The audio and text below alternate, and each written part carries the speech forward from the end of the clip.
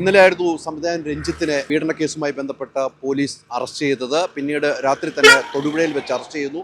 അതിന് കൊച്ചിയിലേക്ക് എത്തിക്കുന്നു. എറണാകുളത്ത് എത്തിച്ചതിന് ശേഷം ഇന്ന് രാവിലെ മജിസ്ട്രേറ്റിൻ്റെ വീട്ടിലെത്തിച്ച് റിമാൻഡ് ചെയ്തിരിക്കുന്നു. 14 ദിവസത്തേക്കാണ് റിമാൻഡ് ചെയ്തിരിക്കുന്നത്. കൃത്യമായ തെളിവിൻ്റെ അടിസ്ഥാനത്തിൽ തന്നെയാണ് രഞ്ജിത്തിനെ അറസ്റ്റ് ചെയ്തതെന്നാണ് അന്വേഷണ ഉദ്യോഗസ്ഥർ പറയുന്നത്. ഇപ്പോൾ ഇതാ ഫെപ്ക നടപടി എടുത്തിരിക്കുന്നു.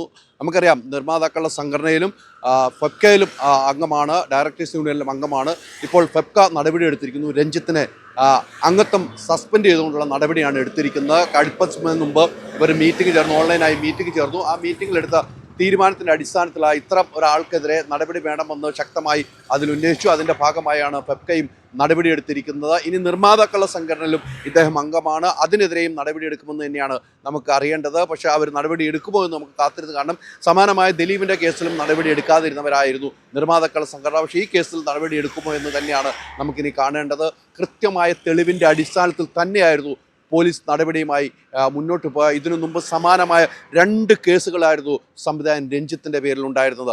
അന്നൊക്കെ രഞ്ജിത്ത് അത് വാദിച്ച് ജയിച്ചു. കോടതി പോയപ്പോൾ രഞ്ജിത്തിന് അനുകൂലമായ വിധി വന്നു.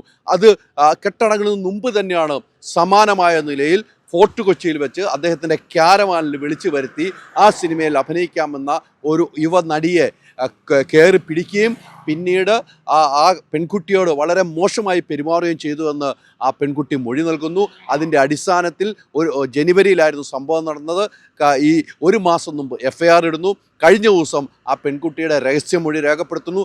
അതിനുശേഷം പോലീസ് അതീവ രഹസ്യമായി തന്നെ മുന്നോട്ട് പോയിക്കൊണ്ട് തന്നെയാണ് ഇദ്ദേഹത്തിനെ അറസ്റ്റ് ചെയ്തത്. ആ അറസ്റ്റ് മലയാള സിനിമാ മേഖലയ്ക്ക് തന്നെ വലിയ നാണക്കേട് ഉണ്ടാക്കുന്ന നിലയിലേക്ക് പോയി എന്ന കാര്യത്തിൽ യാതൊരു സംശയമില്ല. വലിയ വലിയ അവാർഡുകൾ വാങ്ങിയ വലിയ സംവിധായകനാണ്. ആ സംവിധായകൻ്റെ ഭാഗത്തു നിന്നും ഇത്തരം നടപടി ഉണ്ടാകുമ്പോൾ എന്താണ് സ്ത്രീകൾക്ക് സുരക്ഷിതം എന്നുള്ളത് ഒരു ചോദ്യചിഹ്നമായി മാറുകയാണ്.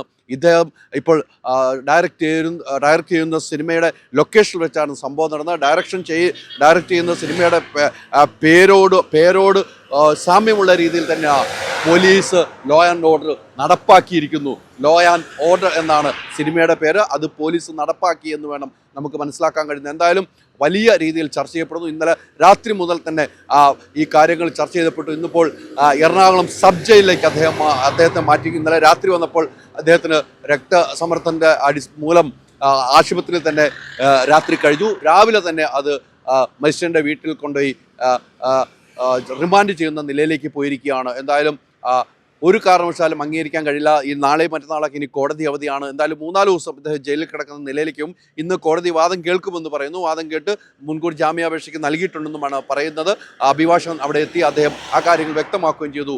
എന്തായാലും ഇപ്പം നടപടിക്രമങ്ങൾ സിനിമാ സംഘടനയുടെ ഭാഗത്തു നിന്നും നടപടിക്രമങ്ങളുമായി മുന്നോട്ട് പോകുന്നു. ഫെപ്ക ഇദ്ദേഹത്തെ സസ്പെൻഡ് ചെയ്യുന്നു. ഇനി നിർമ്മാതാക്കളുടെ സംഘടനയിൽ നിന്നും എന്താണ് ഉണ്ടാകുമെന്ന് കാത്തിരുന്ന് കാണാം. ഫിലിം ചേംബർ ഉൾപ്പെടെയുള്ള ഇവർ ഇതുമായിട്ടുള്ള പ്രതികരണം നടത്തുമെന്ന് തന്നെയാണ് നമ്മൾ പ്രതീക്ഷിക്കുന്നത്.